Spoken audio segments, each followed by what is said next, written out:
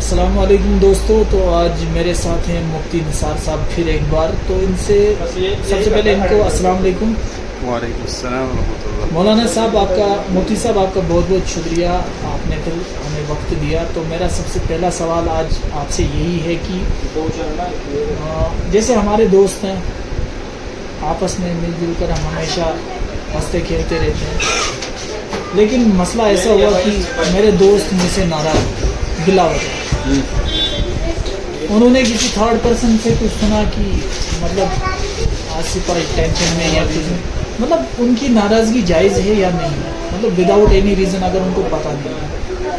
آپ اس مسئلے میں کیا کہنا چاہتے ہیں؟ دیکھیے، بغیر کسی ریزن کے کسی کے ساتھ ناراضگی کرنا جائز نہیں ہے. مطلب اسلام کیا بتاتے ہیں ہمیں اس چیز کے ریلیٹڈ؟ وہی میں بتا رہا ہوں. قرآن نے ہمیں حکم دیا ہے ان جاءکم فاسق بنبأ فتبینوا، جب بھی کوئی خبر تمہارے پاس آئے تو اس کی پہلے تحقیق کرو، کیا یہ خبر صحیح ہے یا غلط ہے. اگر خبر صحیح ہے تو پھر اس پر عمل کرو، اگر خبر صحیح نہیں ہے تو اس پر عمل مت کرو. قرآن کا حکم ہے فتبینوا، اچھے طریقے سے اس کی وضاحت لے لو. کیا اگر ایک سے وضاحت نہیں لی جا رہی ہے، دوسرے سے لو، دوسرے سے نہیں تیسرے سے لو، جہاں تک کہ آپ کے پاس مکمل وضاحت آ جائے اس قصے کی، اس واقعے کی یا اس چیز کی جو آپ کے ساتھ پیش آئی ہے، تو اس کے بعد اس پر عمل کرو. پھر بھی قطع تعلقی کی اجازت اسلام نہیں دیتا ہے. اگر آپ گنہگار ٹھہرے، فار ایگزامپل آپ نے گناہ کیا اور آپ گنہگار ٹھہرے اور آپ کے دوستوں کو پتہ چلا کہ آپ نے ان کے خلاف کچھ بولا ہے، تو اس کے باوجود بھی ان کو آپ کے ساتھ قطع تعلق نہیں کرنا چاہیے، یعنی بات نہیں چھوڑنی چاہیے. کیونکہ حدیث میں اس کے بارے میں بھی آیا ہے کہ کسی مسلمان کے لیے جائز نہیں ہے کہ وہ دوسرے مسلمان سے 3 دن سے زیادہ میں بات کرنا چھوڑ دے، اس کے ساتھ قطع تعلق کرے، یعنی رشتہ توڑے. ٹھیک ہے، تو یہ اسلام کا حکم ہے. بہت بہت شکریہ. آپ نے جو بھی الفاظ بولے حدیث کے تحت یا مطلب قرآن کے تحت کیا کہتا ہے اس کے تحت، میں ان کی تشبیہ ڈائریکٹلی اپنے دوستوں کو دیتا ہوں، کیونکہ یہ ریسنٹلی وداؤٹ اینی ریزن مجھ سے ناراض تھے، جب ان کو کوئی ریزن پتہ ہی نہیں تھا.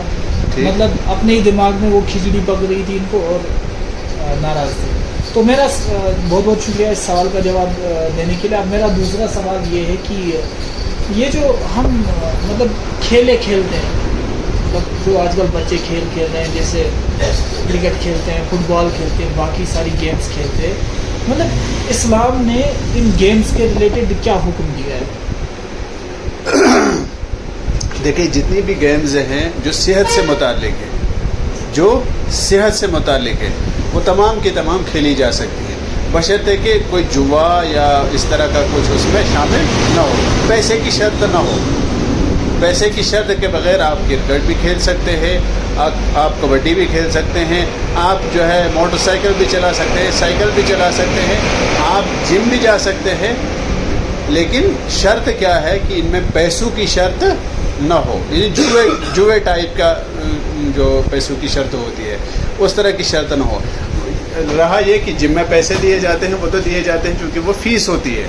ٹھیک ہے، تو فیس دینا تو ضروری ہے، فیس کے بغیر آپ کا کام جیسے ٹورنامنٹس وغیرہ کھیلے جاتے ہیں اس میں ہم انٹری وغیرہ بھرتے ہیں، تو وہ بھی غلط ہے، وہ بھی جوئے میں جائز ہے ناجائز ہے؟ وہ ناجائز ہے، وہ جوئے میں آتی ہے. اچھا، کیونکہ وہ 10 ٹیموں کا پیسہ جمع کر کے لاسٹ پہ کسی ایک ہی ٹیم کو دیا جاتا ہے، تو یہ ایک ڈریم 11 کی شکل ہے.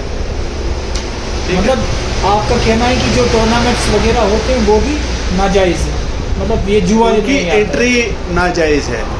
اگر صرف ورزش کے لیے کھیلے جائیں تب تو کچھ نہیں ہے، لیکن وقت کا ضیاع نہ ہو، نماز ضائع نہ ہو، اسلام کا کوئی رکن ضائع نہ ہوتا ہو، تو ورزش کے لیے کھیلے جا سکتے ہیں. تو آخری سوال یہ ہے کہ پہلے زمانے میں زیادہ تر لوگ اس طرح کی کھیل کھیلا کرتے جیسے تلوار